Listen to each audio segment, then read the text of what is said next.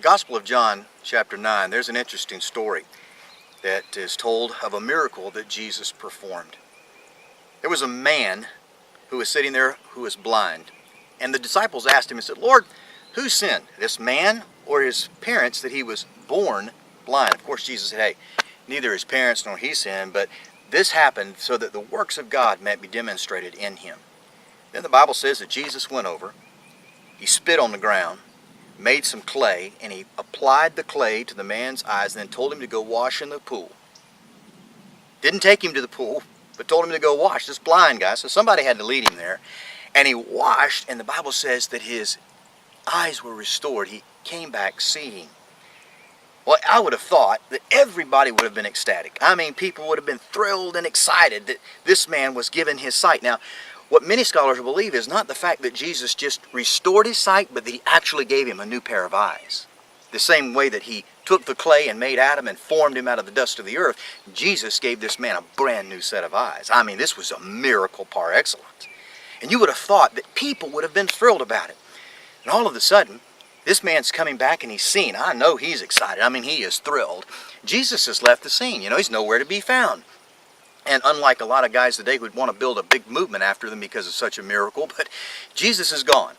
And the guy comes back and people begin to say, hey, who isn't it the guy that was born blind? And you have several groups of people. Well, Jesus did a really naughty thing. He did it on the Sabbath. You know, he shouldn't have done that.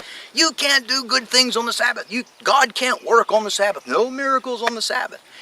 The Pharisees heard about it. Boy, were they ticked off. And they were just looking for a reason to nail Jesus. That's all they wanted to do. But he didn't care. He's big on smashing tradition. And he healed this man, and the Pharisees were ticked off. They wanted to know how come this thing happened on the Sabbath. They brought him in, asked him questions. And, you know, he didn't have a clue. He just knew he was blind, but he could see again. Then they began to ask people, hey, you know, do you know this guy? And people that were his neighbors that had seen him grow up, well, maybe it's him. We're not sure it's him. It's him, but how's he seeing now? And then they brought his parents in. His parents were freaked out. They were terrified because anybody that said they were following Jesus, out they go. They were going to be kicked out of the synagogue. And that was bad news because you lost everything. You were like good as dead. No more business contacts. I mean, everything was over. And they didn't want that to happen. So, oh, he's of age. Ask him. So they threw off back on the son. And then they brought the man back in before the Pharisees. And he gave them a nice little speech, wondering why they didn't follow Jesus. And that was it. They nailed him and kicked him out of the synagogue. And then Jesus found him. And he asked him, do you believe in the Son of Man? And he said, Lord, show me who he is and I'll follow him. And Jesus said, the one who's speaking to you is he. And he fell down and began to worship Christ. But you know what's interesting?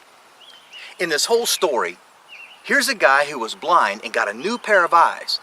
Do you know what should have happened? People should have been throwing a party. They should have been celebrating. They should have killed the fatted calf. They should have been feasting. All of the neighborhood should have been coming over to the house. His parents should have been excited and thrilled and celebrating because God had graced this man with a new pair of eyes. His neighbors should have been slapping each other on the back saying, look at this miracle. Look what God has done. And the religious leaders who knew better should have been saying, God, the God of Israel is among us again, and he's doing mighty and great works, and celebrating.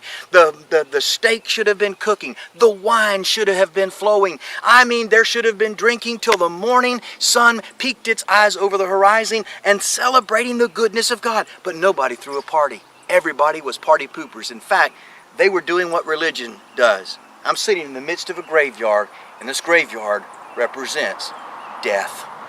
Religion always kills. It is the greatest enemy of grace and of celebration. It put fear in the people's hearts that they couldn't celebrate a gracing of God upon this man. They could not, for fear of being kicked out of the synagogue. Religion always brings death. You and I are graced every day in various ways. We as Christians ought to be the greatest partiers on the face of the planet. We ought to be the greatest celebrators on the face of this planet because we are graced by God on a daily basis with his goodness and his love and his mercy. So let me encourage you. Experience the grace of God today, and when he graces you, throw a party. When you see the grace of God in someone's life, celebrate it, rejoice in it, because that's what Father wants you to do. Take some time today to put your eyes on the God who beholds you consistently and continually, and in beholding you, He's smiling.